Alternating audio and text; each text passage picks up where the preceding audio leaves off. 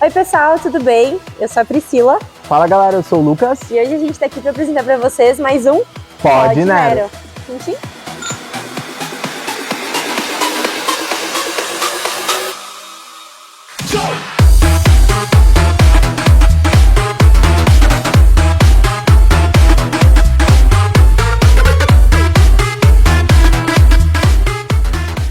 Pessoal, hoje então a gente vai falar de um assunto super interessante.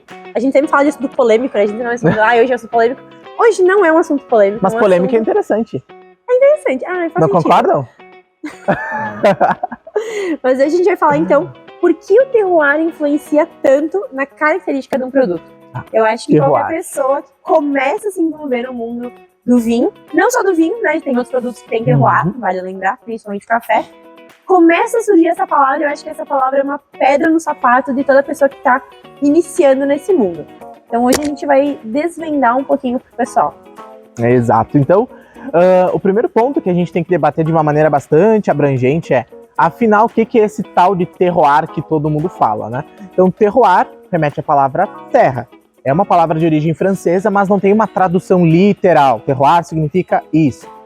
Terroir é um conjunto de fatores. Solo, clima e a mão do homem em determinada região, que faz com que a uva e o produto elaborado naquela região seja único. Então, mesmo que se replique os métodos, os protocolos, tu nunca vai ter a mesma característica sensorial naquele vinho, naquele espumante. Então, terroir é um conjunto de solo, clima e mão do homem.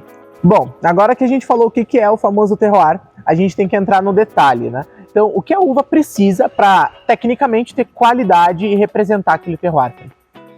Eu acho que sempre que a gente fala, principalmente na produção de espumante, a gente sempre fala de uma característica fundamental. A uva tem que ter acidez. Acidez. Gravem essa palavra. Acidez é o nome, é o que tu precisa na elaboração de um espumante.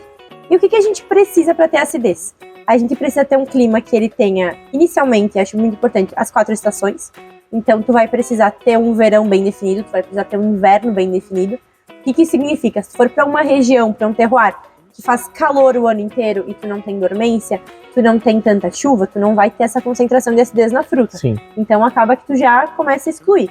Dá pra fazer espumante nessas regiões? Dá. Só não é o que a gente procura. Quando a gente fala aqui, a gente tá falando do ideal, né? A gente sempre sabe que existem exceções. A gente tá falando de uma utopia. A gente tá falando do que a gente sonha. O cenário perfeito. A gente aprende, exato. E aí o que acontece? Por exemplo, nessas regiões, muitas vezes tu vai colocar ou tu vai voltar a tua produção para outros tipos de produto que vão se dar muito bem ali. Isso eu acho que é uma coisa importante falar no terroir também. Terroir é tu aprender a produzir o que dá de melhor ali. Então tu tem um conjunto de características e tu vai explorar ao máximo, chegando numa qualidade perfeita.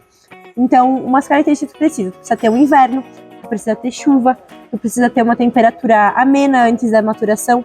Na época da maturação, tu precisa ter picos de calor, mas tu precisa muitas vezes ter noites que sejam um pouco mais frias, que sejam menos quentes, para te conseguir concentrando essas características.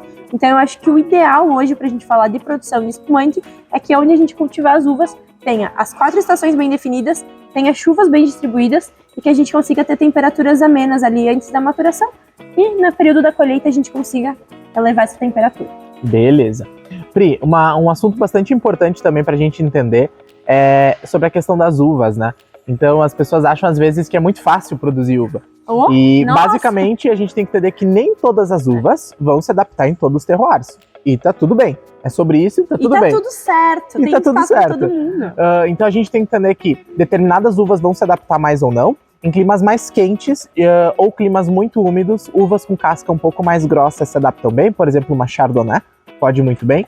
Mas se a gente fala de uma uva delicada para espumante, uma Pinot Noir. Pinot Noir é uma uva que com chuva ela acaba sofrendo um pouco. Então a gente precisa de um verão um pouquinho mais seco para conseguir ter uma uva com sanidade, sem nenhuma interferência fúngica, sem nenhum problema. Tá bem? Exato. E muitas vezes a gente tem que falar também do ciclo, né, da uva. Eu acho que é uma coisa muito interessante de citar. Não é uma uva de espumante, mas, por exemplo, quando a gente fala de Nebbiolo, por que é tão difícil produzir Nebbiolo? Porque o ciclo da Nebbiolo, ele acaba sendo mais longo, né? A maturação dela se dá depois das outras. Então, quando a gente tem a maturação dela, na maioria das regiões já tá um clima que não é mais verão. Por isso que Nebbiolo vem de neblina, né? Porque já tá começando a entrar no outono. Então, tu precisa ter uma região que sustente essa produção e que garanta que essa uva não vai estragar. E se for uma outra uva, muitas vezes ela é tão suscetível a doenças e tudo mais, que ela vai acabar estragando. Então, tu precisa ter uma região perfeita onde tu consiga manter e produzir essa uva. Não, e o mais curioso é que hoje a gente tem toda a informação, né? Existem muitas escolas de enologia, produtores que estão há séculos produzindo uvas em determinadas regiões, então a gente já sabe mais ou menos, né, o que pode dar certo e o que pode não dar certo. Mas imagina antigamente, né? Era tentativa e erro. Tentativa e erro. Então tentava, às vezes se adaptava, às vezes não, às vezes era surpreendido. Então isso é a mágica do mundo do vinho, né, Pri? E outro assunto acho que é muito interessante a gente falar sobre solo. E tu como uma agrônoma, né? Eu acho que é importante a gente entender, não somente para espumante, mas de maneira geral, como o solo pode interferir na característica do produto. Quando a gente fala de solo, a gente tem que entender que no Brasil, né, principalmente aí no sul do Brasil, a gente tem um tipo mais específico de solo, né? A gente tem um solo que se formou a partir do último derramamento basáltico. Então todo último derramamento basáltico. Explique. O último derramamento, porque quando a gente tem uma formação do solo, na verdade, a gente tem duas formações principais. A parte de basalto e a parte de granito. Então o granito ele se forma dentro do vulcão e o basalto ele se forma fora do vulcão. Porque o que acontece? Quando a gente tem um extravasamento da lava, a gente vai para fora, ele entra muito rápido em contato com o meio ambiente e acaba que essa lava ela resfria muito rápido. Então o solo ele não se desenvolve, a pedra, né? E quando ela resfria dentro do vulcão, ela se resfria mais devagar e a gente tem a formação dos grãos, por isso que vem granito. Tu olha e tu consegue ver os pontinhos. Então, se tu tem um solo formado a partir de basalto, tu tem características específicas, e se eles formam a partir de granito, tu tem outras características específicas. E aqui no Brasil a gente tem mais No sul do Brasil é o basalto. Tanto é que é muito comum aqui, principalmente na região da Serra Gaúcha, tu tem as propriedades feitas com a pedra de basalto. Verdade. Porque é uma pedra que tem em grande abundância. E por ter essas partículas menores, é um solo que tende a ter muita argila. Tende a ter um solo com mais fertilidade. Tende a disponibilizar isso mais para a planta. E a gente acaba tendo plantas mais vigorosas. Quando a gente vai para a região do Lu, a gente tem solos com mais teor de... Fronteira com o Uruguai. Por exemplo, de areia. Então a gente tem solos lá que eles são menos profundos. A planta ela se desenvolve bem diferente.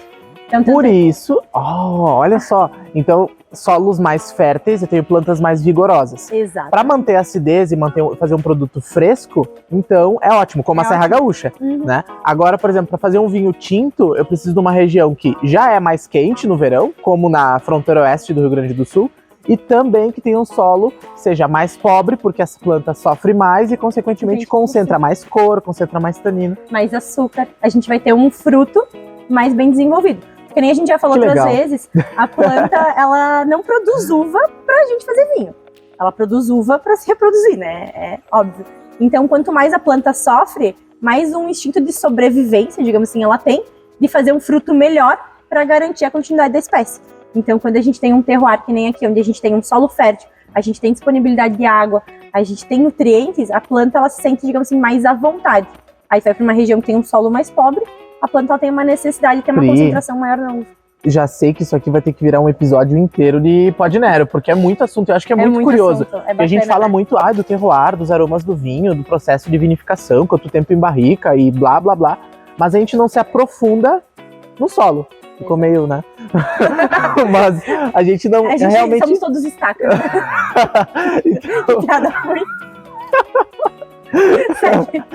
Não corta. Então, basicamente, a gente vai fazer um episódio. Eu acho que a gente pode trazer esses exemplos, né? Talvez regiões mundo afora. E, obviamente, a gente sempre falando do espumante, que é a nossa raiz aqui. Ó, outra brincadeira aí. Pri, e na verdade, pra gente finalizar o Pod Nero, a gente não deixar tão extenso, né? Acho que é legal a gente falar um pouquinho das regiões que a Ponto Nero hoje trabalha para a produção dos seus espumantes. Isso. Hoje a gente trabalha, na verdade, com 3 terroirs aqui na Ponto Nero. Então, a gente trabalha na linha Cult com o terroir do Vale dos Vinhedos, que é um terroir mais específico.